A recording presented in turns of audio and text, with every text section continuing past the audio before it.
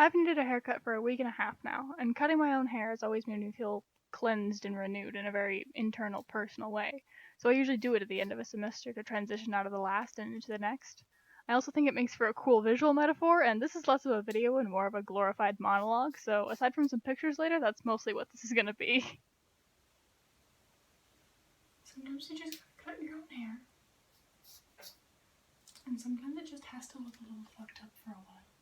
This first part isn't necessarily related to the class proper. I had written it down after a conversation we had. I was feeling very, many thoughts head full, you know?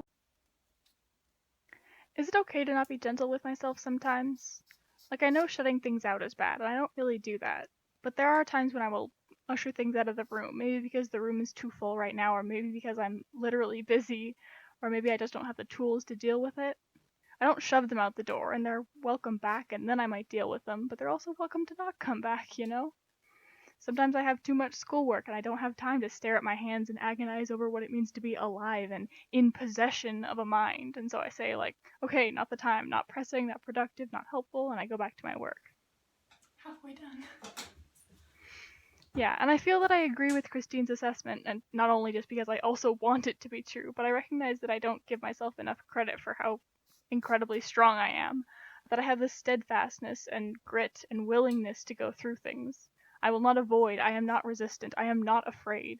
I have traveled through the forest before, and I know the paths now, and I'm going to be okay in the end.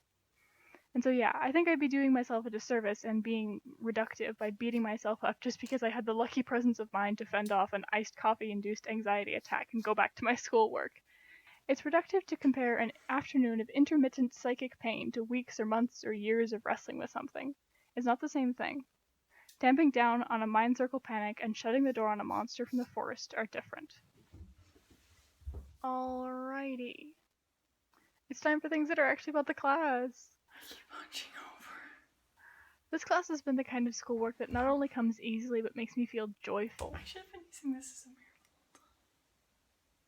It's so few and far between in university to learn brand new things that actually feel important. When I'm working on stuff for this class, I get that disconnected from time feeling you only get inside a theater, but in my own room.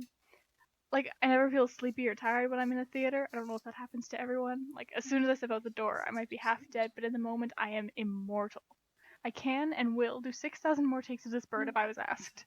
But as soon as the Zoom call ends, it hits me all at once, and I physically cannot stop myself from lying down on the floor. God, I've missed that feeling. On to myth. When we were watching that video in class and Martin Shaw said, "The Earth thinks in myth," like, I have a folder in my notes on my phone labeled "Things that make me feel ancient and sacred in the marrow of my bones," and I immediately wrote it down. I want to do so much more with myth. I want, like, thinking about sitting in my office above the church in class and hearing a myth and then talking about it and discussing the elements and thinking critically about it and having the space and time to live in it for a little while.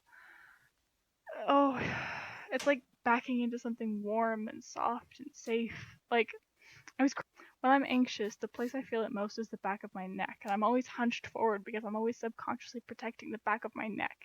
And when I think about that first unit, I find myself uncurling and leaning back, as if maybe if I lean far enough, I could press back into one of those mornings and live it again.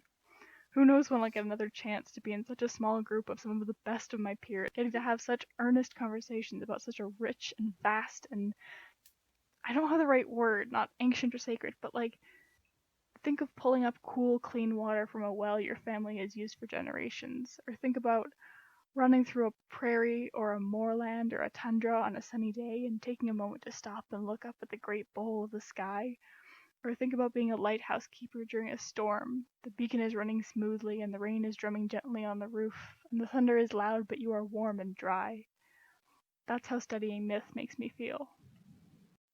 And it's the same with puppets.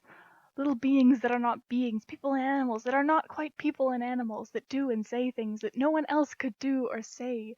It's the art of the oppressed and the poor and the ones who have something incredibly important to say but can't speak it out of their own mouths. The oldness and the precision and the hallowedness, paired with the newness and the viscerality and the ferocity, just knocks me out.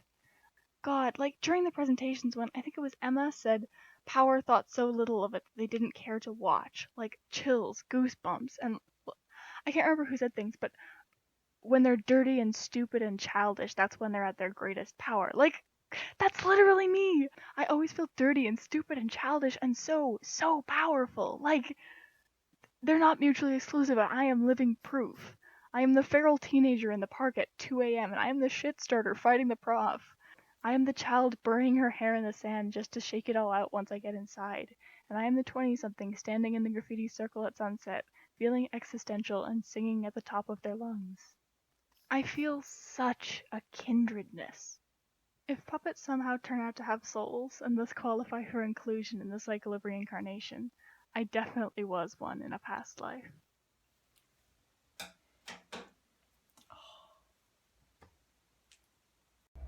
Mom, will you watch my back this once and then we can forget?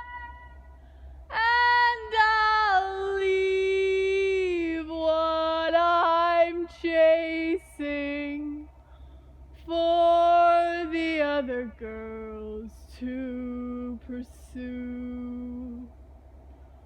Mom, am I still young? Can I dream for a few months?